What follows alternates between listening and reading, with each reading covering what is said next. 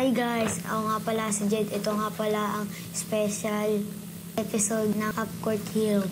Idol, anong pangalan mo? Ako nga pala si Matthew B. Dubias.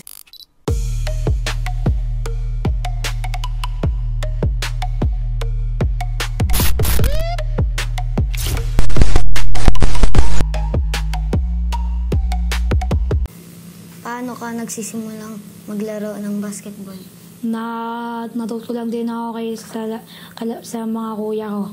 Tapos sabi ko, kuya, turuan nila ako ng mag-basketball. Sino naman ang nagtulak sa'yo? Si papa ko, pati yung kuya ko.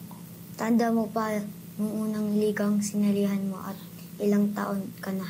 Yung sa selection, yung pink na jersey namin, na ang mga 10 years old pa lang ako nun.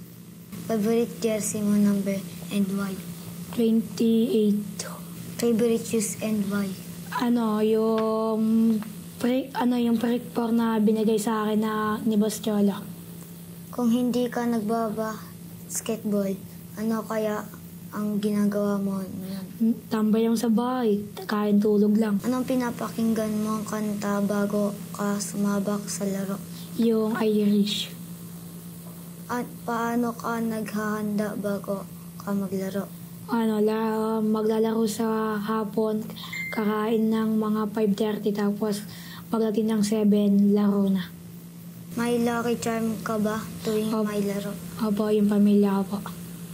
Ano ang ginagawa mo para ma-improve ang skills mo araw-araw? Nagdi-dribble, tapos naglalaro. Anong skills ba ang gusto mo sa laro mo i-develop? Yung shooting, tapos yung dribble, tapos yung depensa. May nakaaway ka na ba sa loob ng court? Wala pa. Uy. Sige, ito naman. Kayo ng player ka nahirapan magbantayan? Yung nakalaban namin yung yung point guard ng hyper na si King Mark. Sino ba yung inspiration mo sa laro?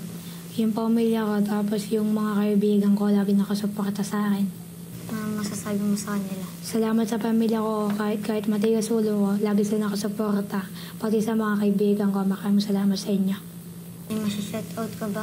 Opo, shoutout sa pamilya ko, shoutout sa mga kaibigan ko, si Josh, si Natnat, si Allen, kay Natnat, tapos sa Porup, sa Sky Baste, sa mga taga-Dulumbayan, shoutout ka sa Pasaway Team, tapos sa kuya ko, tapos sa Porups, lalo na. Maraming salamat kay Boss Cholo, at lalo na kay Spin niya.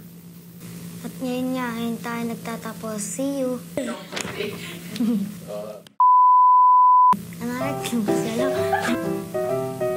Episode. Favorite shoe. Ito.